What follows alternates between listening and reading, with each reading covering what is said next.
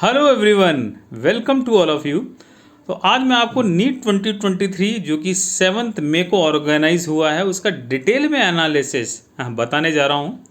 So let me start with chemistry. Chemistry का जो paper है वो 10 ईयर की हिस्ट्री में सबसे बढ़िया पेपर आया आपकी बार। तो मैं एनटीए को कॉन्ग्रेचुलेशन करना चाहूँगा कि इतना अच्छा पेपर आपने डिज़ाइन किया है, जिसमें सब्जेक्ट नॉलेज है, आईक्यू है और आपकी रीडिंग हैबिट कितनी है। ये इन तीन इम्पॉर्टेंट स्किल का ये कॉम्बिनेशन रहा पेपर, स्पेशली केमिस्ट्री का।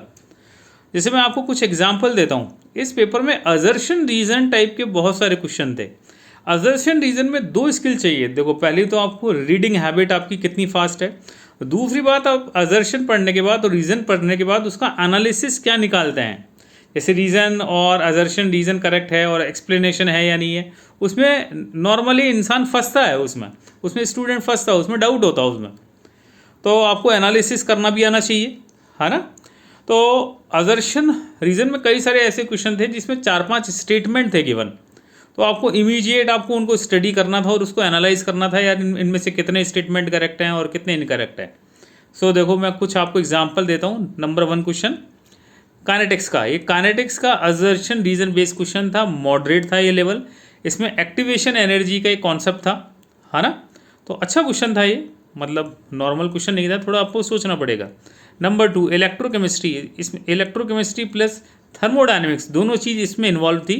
Delta G equal to NFE, जिसमें एक्सटेंसिव और इंटेंसिव प्रॉपर्टी का भी कॉम्बिनेशन है, उसके ऊपर बेस्ड क्वेश्चन था। न्यूक्लिक एसिड जो आपके बायो मॉलिक्यूल में आता है, उसमें RNA राइबोज न्यूक्लिक एसिड का था क्वेश्चन। फिर था बारबिट्यूरेट्स, जो केमिस्ट्री इन एवरीडे लाइफ के ऊपर बेस्ड क्वेश्चन था। हाइड्रोजन के ऊपर टॉपिक के ऊपर क्वेश्चन था, अजर्शन रीजन टाइप का, बहुत ही अच्छा क्वेश्चन। बॉन्डिंग के ऊपर था अजर्शन रीजन।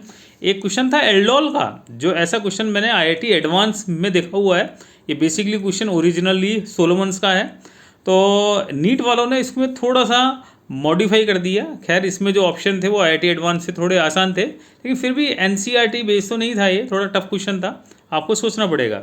फिर आता है एक dehydration of alcohol in acidic medium का। ये आई थिंक केमिस्ट्री का सबसे बेहतरीन, सबसे टॉप क्वेश्चन रहा, जिसमें ज़्यादातर को डाउट आया, ज़्यादातर स्टूडेंट इसमें फंसे। तो बहुत ही कॉन्सेप्चुअल क्वेश्चन था। 4 ऑप्शन थे जिसमें डिहाइड्रेशन किसका आसानी से होगा वो बताना था, है ना। फिर था एनवायरमेंटल केमिस्ट्री से अजर्शन रीजन। फिर ट्रांजिशन एलिमेंट से अजर्शन रीजन। तो अजर्शन रीजन टाइप के काफ़ी सारे क्वेश्चंस थे। तो केमिस्ट्री का ओवरऑल जो पेपर रहा, I think 81% paper NCERT based रहा। 19% जो क्वेश्चन है वो NCERT से अबोव लेवल का रहा। और मेरे अकॉर्डिंग क्या होता है, जो भाई 70 to 80% क्वेश्चन तो हर कोई अटैम्प्ट कर लेता है जो सिंसियर स्टूडेंट है।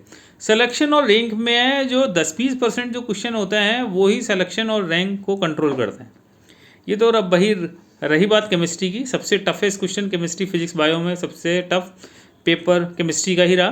देन फिजिक्स का NCERT बेस्ड रहा, पिछले साल से, लास्ट ईयर से सिंपल रहा। NCERT बेस्ड था, एप्लीकेशन बेस्ड था, फॉर्मूला बेस्ड था। बायोलॉजी की बात करें, बायोलॉजी भी NCERT बेस्ड है, बॉटनी, जूलॉजी, है ना। तो इस तरह से वो भी पेपर आसान रहा। तो इस तरह से ओवरऑल हम बात करें तो टफनेस का जो था level, chemistry, then bio, then सबसे आसान था फिजिक्स। तो ओवरऑल जो कंक्लूजन है स्टोरी का, कि बहुत ही एक अच्छा पेपर था, एक डॉक्टर बनने के लिए परफेक्ट पेपर था, जिसमें जो एग्जामिनर है आपका नॉलेज, आपकी स्पीड, आपकी एक्यूरेसी और आपका IQ लेवल जो टेस्ट कर रहा है, जो बेसिक एलिमेंट चाहिए डॉक्टर बनने के लिए। So thank you. एंड आपको ये वीडियो कैसा लगा, प्लीज़ आप शेयर, सब्सक्राइब एंड कमेंट ज़रूर करें। Thank you so much for watching the video.